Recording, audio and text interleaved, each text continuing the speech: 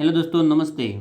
जैसा कि आपको पता है, current is a important part of competition exams. तो साथियों, आपको पता है कि प्रतियोगी परीक्षा में एक महत्वपूर्ण भाग होता है ये, और हर एक व्यक्ति के लिए इम्पोर्टेंट है साथियों ये।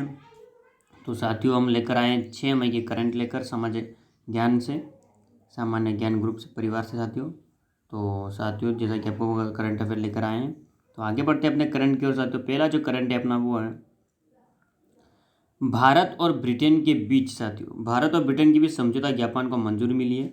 आपको बता दो कि समझौते में क्या है, क्यों मंजूरी दी गई है। तो केंद्रीय मंत्रिमंडल ने भारत और ब्रिटेन के बीच प्रवास और गतिशीलता साझेदारी पर एक समझौता ज्ञापन पर हस्ताक्षर करने को मंजूरी दी। यानी कि साथियों, ये किस तरह का है, तो भारत और ब्रिटेन के बीच प्रवास और गतिशीलता साझेदारी पर ये समझौता तैयार किया गया है।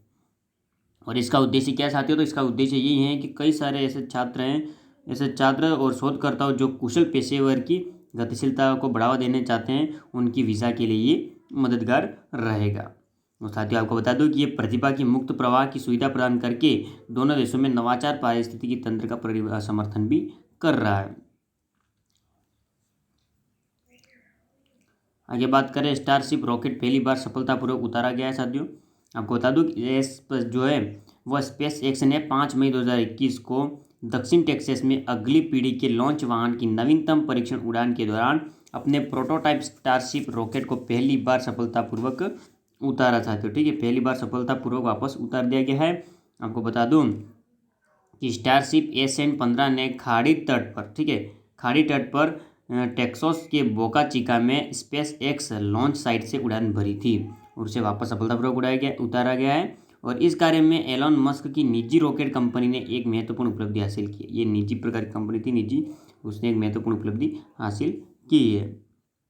तो आगे बात करते हैं सेल की साथियों। सेल क्या है, तो आपको बता दूं कि steel authority of India limited SAIL है ये, और सेल 100 सबसे मूल्यवान भारतीय फर्मों के क्लब में शामिल हो चुका है। ठीक है, यानी कि steel authority of India limited SAIL ने 50,000 करोड़ रुपए का बाजार पूंजीकरण एम कैप हासिल कर लिया है। ठीक है, 50,000 करोड़ रुपए का पूंजीकरण, और ये बाजार पूंजीकरण के मामले में शीर्ष 100 सबसे मूल्यवान कंपनियों की लीग में भी प्रवेश कर चुकी है, इसलिए इसे कहते हैं सेल 100।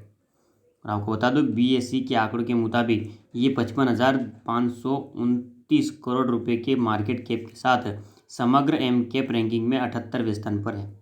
ठीक है साथियों, और एक और बड़ी खबर है साथियों ऑक्सीजन को लेकर। तो आपको बता दूं कि सिंगापुर से रवाना हुए INS के एरावत यानी कि 27 टन जो होते हैं ना, 27 टन क्षमता वाले ये जो कंटेनर है साथियों, वो पूरे 8 कंटेनर हैं, वो रवाना किए गए सिंगापुर से। ठीक है, सिंगापुर से रवाना हुए साथियों ऑक्सीजन लेकर, और कई सारी मेडिकल की, कोविड से जुड़ी मेडिकल स्टोर लेकर। जैसे कि आपको बता दूं कि INS एरावत सिंगापुर से 5 मई 2021 को 8 निकले साथियों, और 27 टन क्षमता वाले क्रायोजेनिक ऑक्सीजन टैंक और 3600 ऑक्सीजन सिलेंडर सहित अन्य महत्वपूर्ण कोविड मेडिकल स्टोर लेकर रवाना हुए हैं। ठीक है, सिंगापुर से रवाना हुए हैं, और ये कदम कोविड-19 के खिलाफ राष्ट्र की लड़ाई का समर्थन करने के लिए चल रहे ऑपरेशन समुद्र सेतु का हिस्सा है। तो आपको बता दो साथियों, क्वेश्चन इस तरह से आ सकता है, सब कुछ आ सकता है कि समुद्र सेतु ऑपरेशन के तहत क्या क्या उपलब्धि हासिल की गई, या क्या क्या योजनाएं की गई, या फिर क्या सुविधाएं दी गई, समुद्र सेतु के अनुसार क्या सुविधाएं दी गई ऑपरेशन समुद्र सेतु की। तो आप एक योजना ये बता सकते हैं, आप एक उपलब्धि आप बता सकते हैं कि 27 टन वाले 8 कंटेनर में, ठीक है, 8 क्रायोजेनिक ऑक्सीजन टैंक भेजे गए, और 3600 ऑक्सीजन सिलेंडर सहित अन्य महत्वपूर्ण जो है वो कोविड मेडिकल स्टोर लेकर रवाना हुए थे, यानी कि भेजे गए थे। ठीक है, बता सकते हैं, और सीधी भी कह सकते हैं कि समुद्र के सहारे जो 27 टन क्षमता वाले क्रायोजेनिक टैंक, ऑक्सीजन टैंक भेजे गए थे, वो किस ऑपरेशन के तहत भेजे गए थे, तो वो ऑपरेशन का नाम है साथियों और समुद्र सेतु। ठीक है, आगे बात करते हैं कि जहाज को वाइजेक से भेजा गया था और 2 मई 2021 को सिंगापुर पहुंचा, यानी कि साथियों इसे वाइजेक से भेजा गया था और ये सिंगापुर उतारा है। ठीक है साथियों, आगे बात करते हैं सशस्त्र बलों द्वारा किया गया ऑपरेशन कोजित। ठीक है, ऑपरेशन कोजित साथियों आपको बता दूं क्या होता है ये, कि सशस्त्र बलों ने कोविड-19 विरोधी प्रयासों की सहायता के लिए ऑपरेशन कोजित शुरू किया, यानी कि कोविड-19 के विरोधी प्रयासों की सहायता के लिए साथियों। ठीक है, और आगे बात करते हैं, इसमें चिकित्सा आधारभूत संरचना और ऑक्सीजन आपूर्ति श्रृंखलाओं को मजबूत करना शामिल है और साथ ही लोगों का मानसिक स्वास्थ्य सुनिश्चित करने के उपाय भी इसमें शामिल है। कोविड में क्या क्या है, तो कोविड में ये सारी जानकारी जो है वो शामिल है। ठीक है, आगे बात करें कोविड योजना के तहत, यानी कोविड जो योजना है उसके तहत है क्या है कि सशस्त्र बलों के 3 विंग, ठीक है, 3 विंगों के कर्मियों को ऑक्सीजन की आपूर्ति श्रृंखलाओं को बहाल करने और कोविड बेड स्थापित करने में मदद के लिए सेवा में लगाया गया है। कोविड जो जीत है, कोविड यानी कि कोविड जीत साथियों, ठीक है, कोविड यानी कि कोविड जीत, इस ये योजना लागू की और इस योजना के तहत क्या क्या उपलब्धि कर सकते हैं, क्या क्या ये सेवा क्यों लागू में ली गई है।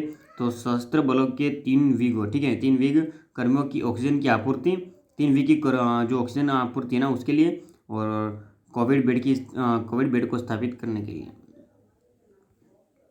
और आपको बता दूं साथियों कि ऑक्सीजन पाने के लिए जो मरीज है वो ऑनलाइन आवेदन कर सकते हैं, दिल्ली सरकार ने कही है और वेबसाइट भी जारी की है।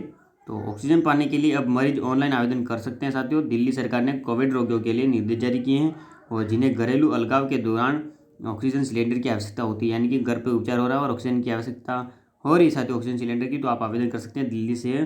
तो जैसे कि आपको बता दूं कैसे कर सकते हैं आवेदन सब कुछ। तो घरेलू अलगाव के लिए ऑक्सीजन की आवश्यकता वाले सभी व्यक्ति दिल्ली सरकार के पोर्टल delhi.gov.in पर एक मान्य फोटो आईडी यानी कि आधार कार्ड भी आप ले सकते हैं, ठीक है, मान्य फोटो यानी कि पहचान पत्र भी ले सकते हैं और आधार कार्ड विवरण और रोगी की कोविड सकारात्मक रिपोर्ट है जो पॉजिटिव रिपोर्ट आई है उसको उसके सहित आप आवेदन कर सकते हैं और इस आवेदन की जाँच की जाएगी और फिर ई पास जारी किया जाएगा और आपको सिलेंडर मिल जाएगा साथियों। अब आपको बता दूं, इन व्यक्ति को देख लीजिए, इस व्यक्ति को आप कि ये विश्व के सबसे कम उम्र के क्रिप्टो बिलियनियर बन चुके हैं साथियों। आपको बता दूं कि ईथर का मूल्य है वो 4 मई 2021 को $3000 से अधिक हो गया और जिससे उसके निर्माता जो हैं विटालिक ब्यूटेरिन वो 27 वर्ष की उम्र में विश्व के सबसे कम उम्र के क्रिप्टो बिलियनियर बन गए हैं। ठीक है, ईथर का मूल्य बढ़ने से। और 27 वर्ष एथेरियम संस्थापक अब अपने मुख्य वॉलेट में कितने रखते हैं साथियों, $1 बिलियन से अधिक ETH रखते हैं। ठीक है, और आगे बात करते हैं अपने वॉलेट में रखते हैं तो क्वेश्चन ये बढ़ सकता है कि ऐसे कौन से क्रिप्टो बिलियनियर अपने वॉलेट में कितने पैसे रखते हैं या कितने ETH रख सकता है साथियों। ठीक है, इतने ETH रखता है तो आप कह सकते हैं कि $1 बिलियन से। ठीक है, क्वेश्चन आता है साथियों और क्वेश्चन इस तरह से भी आ सकता है सबसे कम उम्र के दुनिया के सबसे कम उम्र के कौन से व्यक्ति है जो कि बिलियनियर बन गए। तो आंसर क्या है साथियों, आंसर यही है क्रिप्टो। ठीक है साथियों,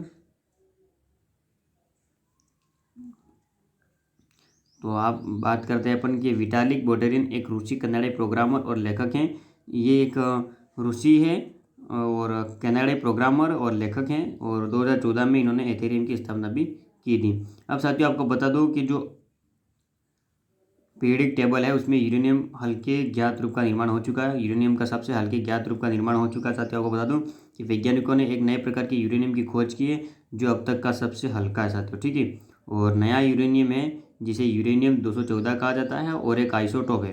ठीक है, नया यूरेनियम खोजा है साथियों जो कि सबसे हल्का है और इसका नाम है यूरेनियम 214 और एक प्रकार का आइसोटोप है। आइसोटोप ये है साथियों, ये तत्व ऐसा तत्व होता है जिसमें प्रोटॉन की तुलना में 30 अधिक है, वो न्यूट्रॉन है।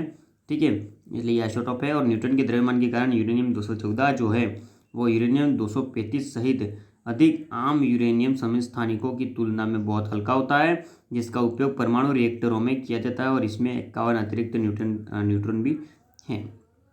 ठीक है साथियों, और आपको बता दूं चौधरी अजीत सिंह का निधन हो चुका है साथियों। ठीक है, चौधरी अजीत सिंह का निधन हो चुका है और चौधरी अजीत सिंह है वो किनके पुत्र थे साथियों, तो वही हैं वो पूर्व प्रधानमंत्री स्वर्गीय चौधरी चरण सिंह के पुत्र थे। ठीक है साथियों, तो आपको बता दूं कि पूर्व केंद्रीय मंत्री और राष्ट्रीय लोक दल RLD के प्रमुख चौधरी अजीत सिंह का मई 2021 में कोविड-19 के कारण निधन हो गया साथियों। ठीक है, कोविड-19 के कारण निधन हो गया और ये चौधरी चरण सिंह के पुत्र हैं। उन्होंने 1986 में राज्यसभा सांसद के रूप में अपने राजनीतिक जीवन की शुरुआत की है और वह पूर्व प्रधानमंत्री VP सिंह की कैबिनेट में दिसंबर 1989 से नवंबर 1990 तक केंद्रीय उद्योग मंत्री भी रह चुके हैं।